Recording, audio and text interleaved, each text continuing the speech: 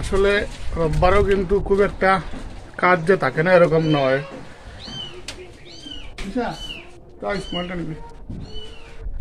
এই যে কিছু কাজ নিয়ে বসেছি, কিন্তু রোববার হলেও এই কাজগুলো আজকে শেষ করতেই হবে, কারণ 2-3 দিনের মধ্যে গুণোৎসব। 9 তারিখ আমার স্কুলে গুণোৎসব হবে। এই যে কাগজপত্রগুলো নিয়ে বসেছি, এগুলো ঠিকঠাক রেডি করতে হবে। অনেক কাজ রয়েছে কিন্তু এর সাথেও। এটা দেখো বেলা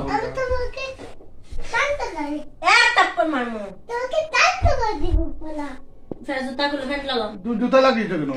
জুতাগুলো জুতা খুলতে হয় তো।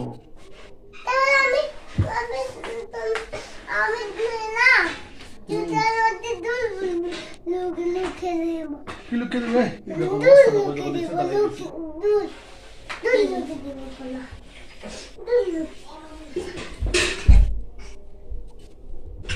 বন্ধুরা, এখন আমাদের এই আঁকড়া একটা কীর্তন চলছে, কীর্তনের অনুষ্ঠানে যাব, নিজের ছেলেকে নিয়ে যাব।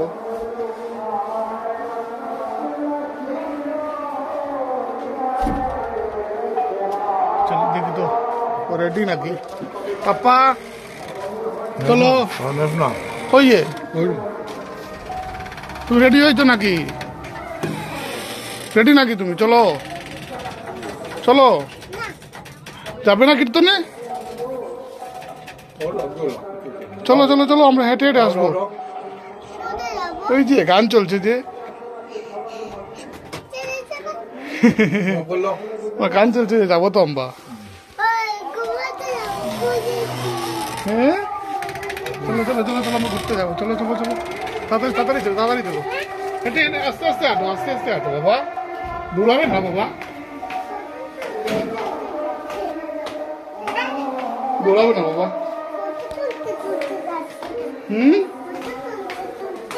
ফটো ফটো তুলতে তুলতে যাচ্ছি তো।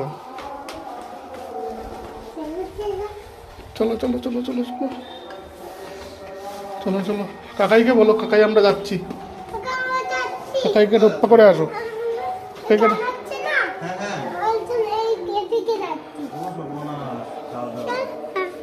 কাকাই কাজ করতে যাচ্ছে, দেখিনি কাজটা কতটুকু হয়েছে, দেখিনি।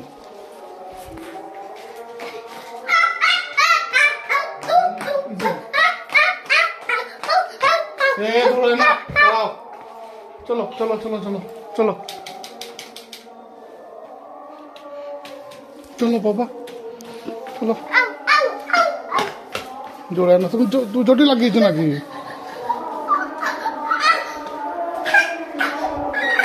কি হয়েছে দেখি, দেখি কি হয়েছে, কি হয়েছে, কি হয়েছে? জিব্বা বলে গাও মারি দিতে বলো, জিব্বা গাও মারি দিয়েছো নাকি? কি করেছো, কি করেছো? জিব্বা গাও মারি দিয়েছো নাকি? দেখি দেখি, রক্ত বেরিয়েছে নাকি? রক্ত বেরিয়েছে নাকি? না ইচ্ছে রক্ত বেরিয়েছে, দাঁতে কামড়ে দিয়েছো। কি যে তুমি করো, তুমি বোঝা হয়ে গেছো। দেখি দেখো তো, মুখটা দেখো, কাকাইকে দেখো, কাকাইকে দেখো, কাকাইকে মুখটা দেখো, কাকাইকে মুখটা দেখো, দেখো তো কাকাইকে দেখো। কোথায় কামড়ে দিছ? জিব্বার মধ্যে নাকি? তাহলে দাঁতের মধ্যে, দাঁতের মধ্যে আবার কামড়ি পড়ে নাকি? কামড়ি তো দাঁত দিয়ে দিতে হবে। তুমি কিছু জানো? কোথায় দেখি, দেখি হাত করো, দেখি হাত করো। কিচ্ছু হয়নি, কিচ্ছু হয়নি, কিচ্ছু হয়নি। চলো, কিচ্ছু হয়নি। সুন্দর কীর্তনী আনেন আর সুন্দর গায়ক আনেন, একটা কথা মনে রাখবেন, কীর্তনী তো আমি পয়সা দিয়ে যাবে, চলে যাবে, কিন্তু যোগ্যতা তো আপনাদের না। সবাই মিলে তো করছেন নাকি? দেখা তো করছেন না, সবাই মিলে করছেন। তার জন্য সবার মঙ্গলের জন্য, সবার ভক্তি জীবন জায়গাটাকে আপনারা নির্দিষ্ট করছেন। হ্যাঁ প্রভু, তোমার জন্য আমি মাথা রাখলাম, তুমি আমাদের পাপ পাপ সব ক্ষমা করো। এখন শুধু কীর্তনটা নাচবে গাইবে চলে যাবে, আর আপনাদের তো কাজে লাগবে না। এই জন্য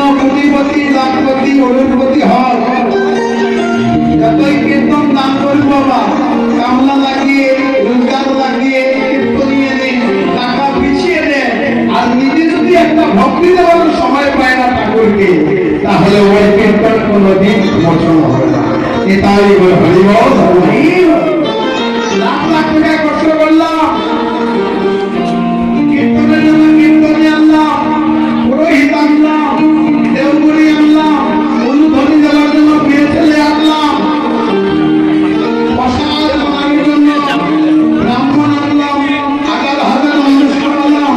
আর আমি একবার ঠাকুরের সামনে এলাম না, আমি আমার যজ্ঞের দাতা গড বলার হবে, বাবা অমুককে দিয়ে বলিয়ে নাও, ভাঙ্গ ভাঙ্গার সময় বলে আমি পারবো না, অমুককে করিয়ে নাও, তাহলে যজ্ঞটা দিলেন কেন? এটাই করে হইব। এমা কেন দিলেন? যদি তার জন্য মাথায় করতে পারলেন না, তাহলে তো 1000 টাকা 10 টাকা খরচা করার কোনো মানে রইল না। কৃষ্ণ প্রেমানন্দে হরি বল, হরি বল। একজন সবে মিলি করি কাজ, আমি দিদি নাই না।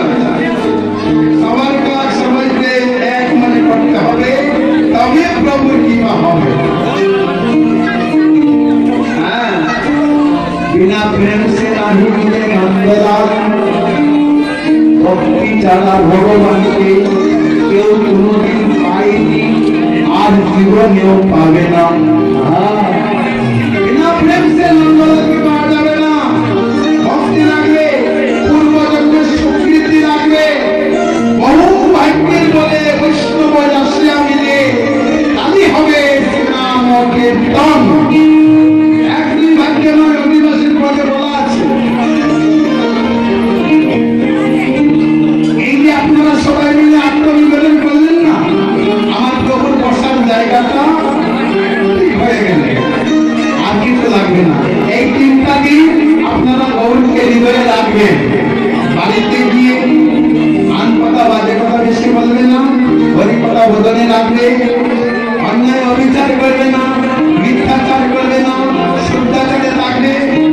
নতুবা এই কীর্তনের কীর্তন শুনলো, আমার ঘরে গিয়ে সব উল্টাই দিলাম, হবে না। এটাই করে হরিব। কিঞ্চিত বিকার থাকিলে যাইতে উত্তম পথে, সিঁড়ি হইতে ফিরে দিন আপন কর্মদোষে।